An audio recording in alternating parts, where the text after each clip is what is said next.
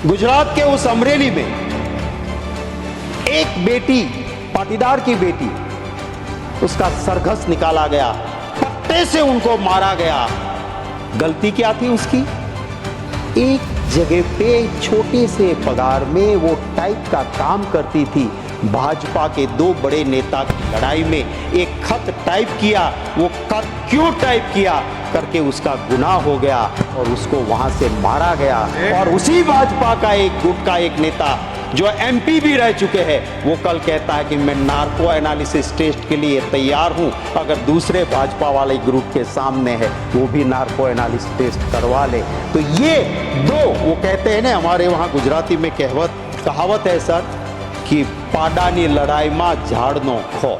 અમરેલીની પાટીદાર સમાજની દીકરી પાયલ ગોટીના સરઘસકાંડનો મામલો હવે દિલ્હીના દરબારમાં પહોંચ્યો છે।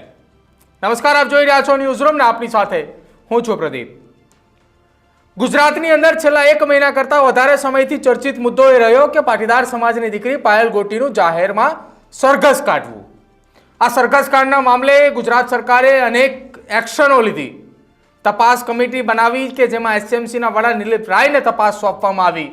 જો કે હવે આ મામલે આખી આ ઘટનામાં પાયલ ગોટીના સરઘસકાંડના મામલે દિલ્હી દરબારમાં પડઘા પડ્યા છે। અત્યારે રાજ્યસભા અને લોકસભાની અંદર બજેટ સત્ર ચાલી રહ્યું છે।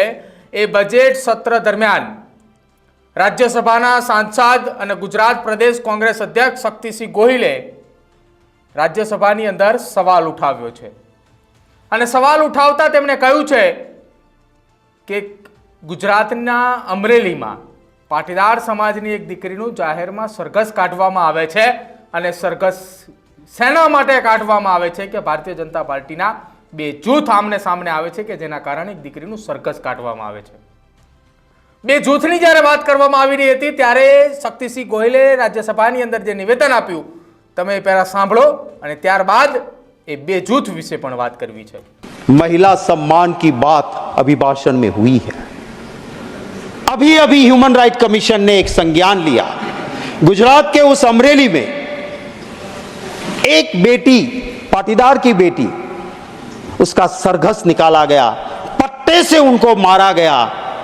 गलती क्या थी उसकी? एक जगह पे छोटे से पगार में वो टाइप का काम करती थी। भाजपा के दो बड़े नेता की लड़ाई में एक खत टाइप किया, वो खत क्यों टाइप किया करके उसका गुनाह हो गया और उसको वहां से मारा गया। और उसी भाजपा का एक गुट का एक नेता जो एमपी भी रह चुके हैं, वो कल कहता है कि मैं नार्को एनालिसिस टेस्ट के लिए तैयार हूं, अगर दूसरे भाजपा वाले ग्रुप के सामने है वो भी नार्को एनालिसिस टेस्ट करवा ले। तो ये दो, वो कहते हैं ना, हमारे वहां गुजराती में कहावत है सर कि पाडानी लड़ाई में झाड़नो खो।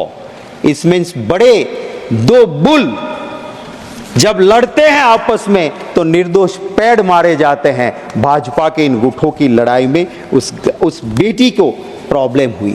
मुझे अभिभाषण में मेरी उम्मीद थी। તો રાજ્યસભાની અંદર આ હતું શક્તિસિંહ ગોહિલનું નિવેદન, જેમાં તેમણે નિવેદન આપતા કહ્યું કે અમરેલીની અંદર બે જૂથની વચ્ચે એક ભોગ બની એક સામાન્ય પગારમાં નોકરી કરતી પાટીદાર સમાજની દીકરી, બે જૂથ પણ તેમણે બતાવ્યા। એ કૌશિક વેકરિયા અને પૂર્વ સાંસદ નારાયણ કાછડિયાની પણ તેમણે વાત કરી। આ બે જૂથ એ અમે નથી કહી રહ્યા, પરંતુ શક્તિસિંહ ગોહિલ ખુદ એ રાજ્યસભાની અંદર બોલી ઉઠ્યા અને એ બે જૂથની વચ્ચેની લડાઈમાં એક દીકરીનો ભોગ લેવાયો। અને આ સાથે જ તેમણે એ પણ કહ્યું કે હ્યુમન રાઇટ્સ કમિશનનો જે રિપોર્ટ છે એ રિપોર્ટને ઉલ્લેખીને આખી વાત જે છે તે કરવામાં આવી છે। હવે દિલ્હી દરબારમાં પડઘા પડતાની સાથે જ રાજ્યસભાની અંદર પડઘા પડતાની સાથે જ ક્યાંક આ મામલે મોટા એક્શનની તૈયારીઓ પણ ઘડાતી હોય તેવું લાગી રહ્યું છે।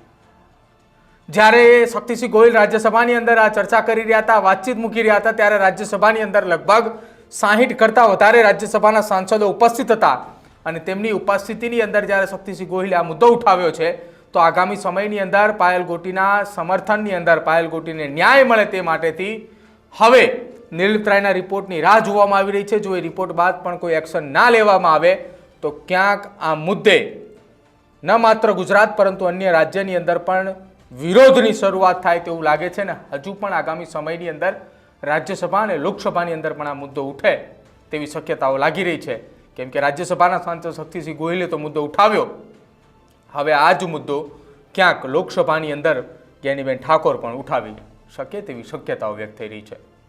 આપનું શું માનવું છે પાટીદાર સમાજની દીકરી પાયલ ગોટીના મુદ્દે કે તેને મામલો આખો હવે દિલ્હી દરબારમાં પહોંચી ચૂક્યો છે? દિલ્હી દરબારમાં મામલો પહોંચતા હવે ન્યાયની આશાનું એક કિરણ પણ દેખાઈ રહ્યું છે. આપને શું લાગી રહ્યું છે શક્તિસિંહ ગોહિલના નિવેદન અને અમારા અહેવાલને લઈને તે ખાસ અમારા કમેન્ટ સેક્શનની અંદર જણાવજો. જોતા રહેજો ન્યૂઝરૂમ. નમસ્કાર.